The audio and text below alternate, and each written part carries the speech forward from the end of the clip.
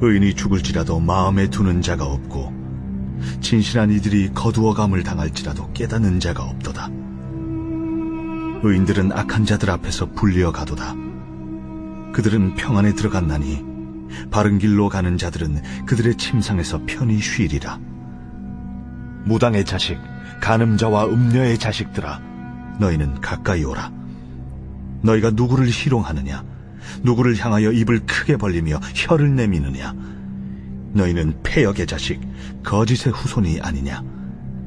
너희가 상수리 나무 사이 모든 푸른 나무 아래서 음욕을 피우며 골짜기 가운데 바위 틈에서 자녀를 도살하는도다. 골짜기 가운데 매끄러운 돌들 중에 내 몫이 있으니 그것들이 곧 내가 제비 뽑아 얻은 것이라. 또한 내가 전제와 예물을 그것들에게 드리니 내가 어찌 위로를 받겠느냐? 내가 높고 높은 산 위에 내 침상을 베풀었고 내가 또 거기에 올라가서 제사를 드렸으며 내가 또 내 기념표를 문과 문설주 뒤에 두었으며 내가 나를 떠나 벗고 올라가서 내 침상을 넓히고 그들과 언약하며 또 내가 그들의 침상을 사랑하여 그 벌거벗은 것을 보았으며 내가 기름을 가지고 몰렉에게 나아가되 향품을 더하였으며 내가 또 사신을 먼 곳에 보내고 스오레까지 내려가게 하였으며 내가 길이 멀어서 피곤할지라도 헛되다 말하지 아니함은 내 힘이 살아났으므로 쇠약하여지지 아니함이라. 네가 누구를 두려워하며 누구로 말미암아 놀랍기에 그 짓을 말하며 나를 생각하지 아니하며 이를 마음에 두지 아니하였느냐? 네가 나를 경외하지 아니하면 내가 오랫동안 잠잠했기 때문이 아니냐? 내 공의를 내가 보이리라. 네가 행한 일이 내게 무익하니라. 네가 부르짖을 때에 네가 모은 우상들에게 너를 구원하게 하라. 그것들은 다 바람에 날려가겠고 기운에 불려갈 것이로되 나를 의뢰하는 자는 땅을 차지하겠고 나의 거룩한 산을 기업으로 얻으리라. 그가 말하기를 도두고 도두어 길을 수축하여 내 백성의 길에서 거치는 것을 제하여 버리라 하리라. 지극히 존귀하며 영원히 거하시며 거룩하다 이름하는 이가 이와 같이 말씀하시되 내가 높고 거룩한 곳에 있으며 또한 통회하고 마음이 겸손한 자와 함께 있나니 이는 겸손한 자의 영을 소생시키며 통회하는 자의 마음을 소생시키려 함이라. 내가 영원히 다투지 아니하며 내가 끊임없이 노하지 아니할 것은 내가 지은 그의 영과 혼이 내 앞에서 피곤할까 함이라. 그의 탐심의 죄악으로 말미암아 내가 노하여 그를 쳤으며 또 내 얼굴을 가리고 노하였으나 그가 아직도 패역하여 자기 마음의 길로 걸어가도다. 내가 그의 길을 보았은즉 그를 고쳐줄 것이라. 그를 인도하며 그와 그를 슬퍼하는 자들에게 위로를 다시 얻게 하리라. 입술의 열매를 창조하는 자 여호와가 말하노라. 먼 데 있는 자에게든지 가까운 데 있는 자에게든지 평강이 있을지어다. 평강이 있을지어다. 내가 그를 고치리라 하셨느니라. 그러나 악인은 평온함을 얻지 못하고 그 물이 진흙과 더러운 것을 늘 솟구쳐내는 요동하는 바다와 같으니라. 내 하나님의 말씀에 악인에게는 평강이 없다 하셨느니라.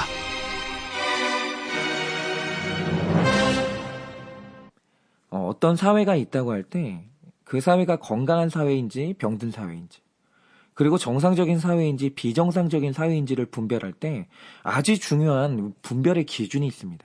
그게 뭐냐면 그 시대를 사는 사람들의 고민이 뭐냐는 거예요.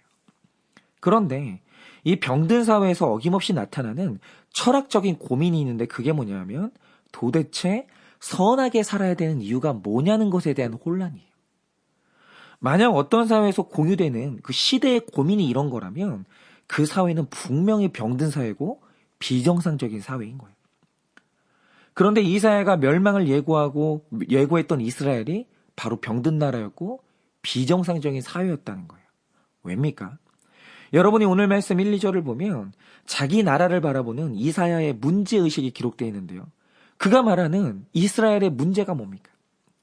나라를 망하게 하는 지도자들과 이 악인들은 잘 살아요. 문제없이 살아갑니다.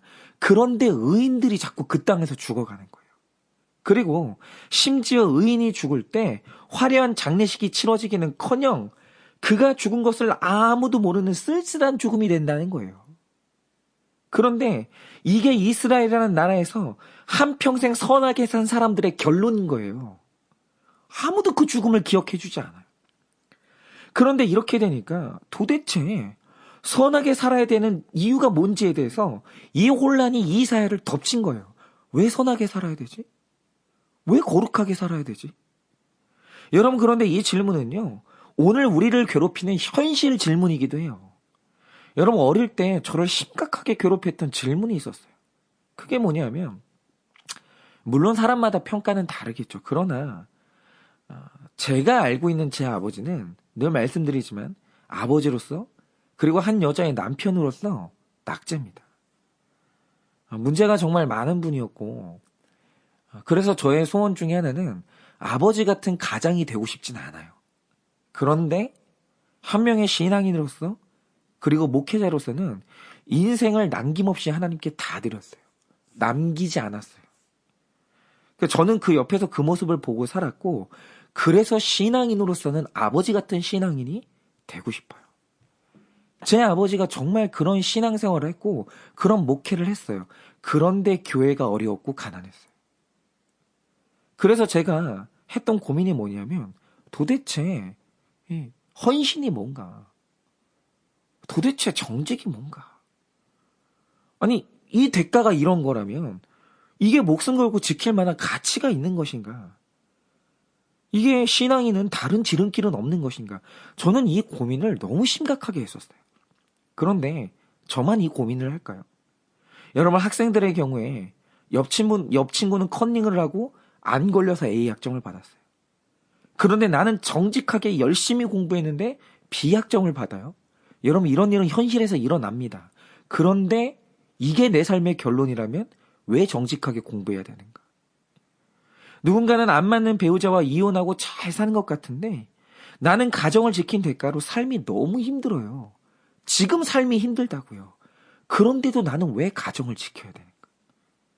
누군가는 뇌물을 받고 죄책감 없이 다운 계약서를 써서 내 집을 빨리 마련했고 좋은 학군으로 이사가서 애들 교육을 너무 잘 시켜요.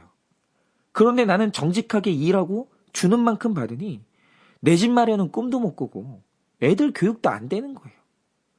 눈 한번 질끈 감으면 내 상황이 달라지는데 그런데도 불구하고 왜 나는 정직하게 살아야 되지? 여러분, 이런 고민은 우리를 늘 괴롭히는 고민이고, 이때 답을 내놓지 못하는 사회, 이때 답을 얻지 못하는 개인은 원칙과 선함이 붕괴되면서 망하게 되는 거예요. 그렇다면 여러분은 이 문제에 대해서 어떤 답을 내놓으시겠습니까? 왜 우리는 선하게 살아야 되죠? 왜 우리는 거룩해야 합니까? 그런데 오늘 말씀을 보면 하나님께서 그럼에도 불구하고 선하게, 그리고 거룩하게 살아야 하는 이유를 강력하게 제시하시는데요. 그게 뭐냐? 여러분 한번 들어보세요.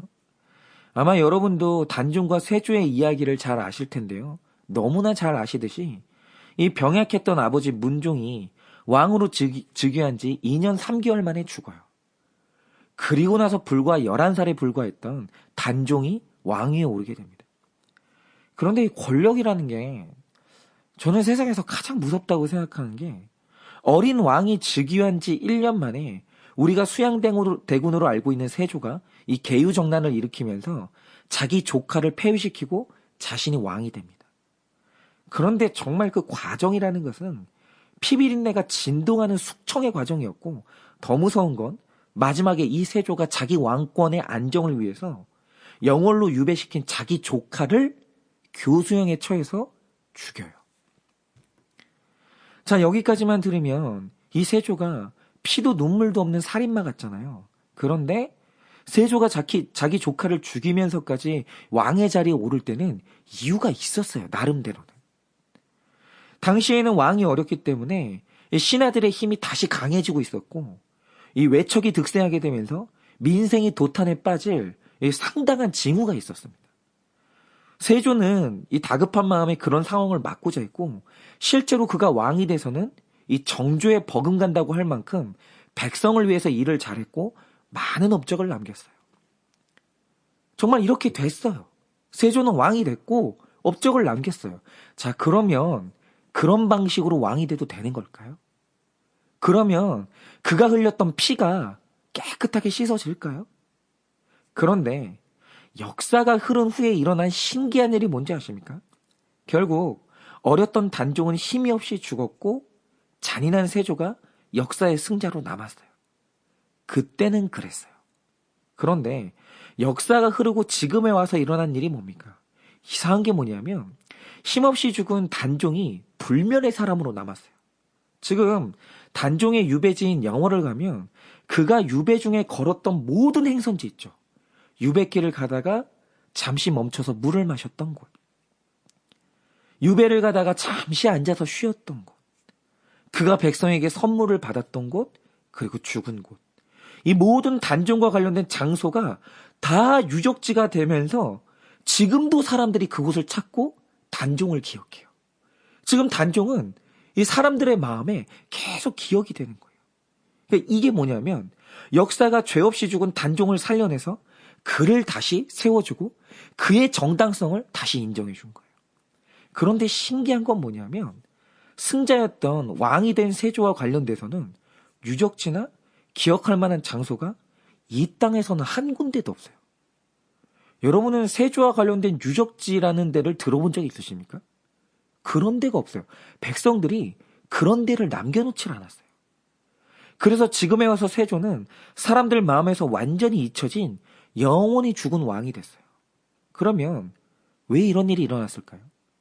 이게 이유가 뭐냐면 우리의 역사에서 끊임없이 제기되는 질문이 있잖아요. 옳은 목적을 달성하기 위해서라면 옳지 않은 수단을 써도 되는가라는 질문에 대해서 역사가 세조에 대해서 단죄를 내린 거예요. 이 역사 끝에 내려진 결론이 뭐냐면 절대 안 된다는 거예요. 정직한 길을 버리고 악을 택한 사람이 잠시는 승자가 될 수 있고 잠깐은 자기를 정당화할 수 있을지 모르겠지만 기록된 역사는 반드시 그 죄를 단죄한다는 거예요. 기록은 이런 힘을 가지고 있는 거예요. 그래서 이 조선에서 의식이 있고 실력 있는 왕들이 가장 두려워했던 사람이 누군지 아십니까? 바로 왕 옆에서 왕의 모든 일거수일투족을 기록했던 사관이었어요. 여러분, 이 사관들이 얼마나 지독하게 왕을 따라다니면서 치열하게 기록을 했냐면 이 태종 때 이 태종이 말을 타고 가다가 떨어졌어요. 이게 너무 부끄러운 거예요. 수치스럽고. 그래서 이 사람이 바로 찾아간 사람이 누구냐면 따라왔던 사관에게 이것만큼은 쓰지 말아달라고 부탁을 해요. 그러고 나서 이제 태종은 자기에 대한 기록을 보지 못하고 죽었죠. 그런데 나중에 이제 발견된 태종의 사초를 보면 어떤 기록인지 아십니까? 왕께서 말에서 떨어졌는데 사관 보고 이를 쓰지 말라 하셨다라는 내용까지 토시 하나 빼놓지 않고 기록되어 있어요. 그런데 이 기록의 힘을 알았던 왕들, 역사의 힘을 알았던 왕들은 자신의 행적이 낱낱이 기록되고 있다는 것과 이 기록으로 훗날 어떤 평가를 받게 될지 대단히 두려워했어요. 그래서 사관이 옆에서 적고 있는 동안에는 늘 말과 행동을 조심했고 정책 결정을 할 때도 역사적으로 비판받을 만한 불의한 일은 하지 않으려고 굉장히 자제했어요. 그래서 훗날 역사의 평가를 두려워해서 오늘을 잘 살아내는 이 소양을 바로 역사의식이라고 부르고 역사의식이 있었던 왕들 중에 폭군이 없었어요. 그래서 이 왕이 강한 권력을 가졌던 절대왕정이란 조선에서 세종처럼 역사의식이 깊었던 사람은 대부분 성군으로 남았습니다. 이게 바로 기록의 힘, 심판의 힘이에요. 그런데 연산군처럼 시대의 폭군으로 단죄를 받은 왕들의 어김없는 특징이 뭡니까? 내 삶의 역사가 기록되고 있다는 걸 우습게 알았다는 거예요. 역사의 힘과 기록의 힘을 우습게 한 거예요. 그런데 이 악인들의 뻔뻔함이 뭐냐면 내가 죽고 없는 자리에서 욕먹고 평가받는 걸 전혀 두려워하지 않는다는 거예요. 그리고 정말로 그게 역사라는 이 기록의 한계예요. 그런데 성경은 역사로 끝나는 책이 아니라는 거예요. 여러분, 성경에서 역사의식보다 더 강조하는 게 뭔지 아세요? 바로 종말론적 의식이에요. 여러분, 성경이 말하는 종말론적 신앙의 핵심이 뭡니까? 여러분, 종말론이 말하는 핵심이 뭐냐면 하나님이라는 분의 성품 중에 하나가 뭐냐면 그는 기록하는 하나님이라는 거예요. 그리고 그 기록으로 사람을 평가하는 데서 그치는 게 아니라 그 기록으로 심판하는 하나님이라는 거예요. 즉 성경적 종말론의 핵심이 뭐냐? 내 일거수일투족을 기록하는 하나님이 계시다라는 거예요. 그리고 그래서 하나님의 심판은 하나님의 감정의 결과가 아니라 하나님이 쓰신 내 기록의 결론이에요. 여러분 오늘 말씀 1절이 뭘 말합니까? 이 땅에서 선한 자는 보상도 없이 이름 하나 남기지 못하고 죽을 수 있어요. 분명히 이 땅에서 그럴 수 있어요. 그런데 2절에서 기록된 반전이 뭡니까? 의인은 그가 살아서 남겼던 진실과 의의 기록으로 말미암아 영원한 샬롬, 즉 평안으로 들어간다는 거예요. 여러분 오늘 어떤 한 사람이 평안으로 들어갔다. 이유가 뭐냐면 하나님 앞에서 그의 선함과 의의가 기록으로 남겨진 거예요. 그리고 똑같은 바른 길로 가는 모든 사람도 그들의 침상에서 편히 쉬게 된다는 거예요. 그런데 3절부터 11절에 이스라엘 백성이 우상을 숭배하고 음란을 행하고 자식까지 죽여 제사하는 이 큰 악을 행하고 있는 이유가 뭡니까? 11절에 나를 생각하지 않는다는 거예요. 그런데 그들이 생각하지 않는 나가 뭡니까?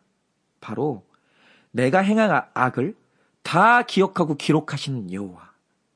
그분의 심판에 대한 두려움이 없다는 거예요. 맞아요. 이 종말론적인 의식이 없으면 사람은 악을 어렵지 않게 행하는 거예요. 그는 폭군이 되는 거예요.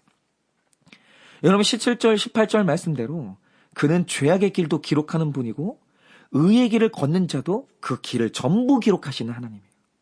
즉 너의 삶이 기록되고 있고 그 기록으로 말미암는 심판이 있으니 계속 거룩한 삶을 살고 선함과 의로움을 지키라고 말하는 게 종말론이고 바로 이게 선한 자가 이름 없이 죽어야 되는 세상에서 그럼에도 불구하고 선한 길을 걸어야 되는 이유예요. 여러분, 이 땅에서 잠시 심판을 피한다 할지라도 사람은 누구든지 자기 삶의 결론으로 오는 이 심판을 피할 수 없어요. 누구도. 그러니 오늘 이 기록의 힘을 믿으시고 오늘 하나님께서 기록을 통해 이 보응하시는 하나님의 종말론적 의식을 확고하게 세워서 오늘 하루도 흔들림 없이 정직과 선한 길을 걸으시길 예수님의 이름으로 축원을 드립니다.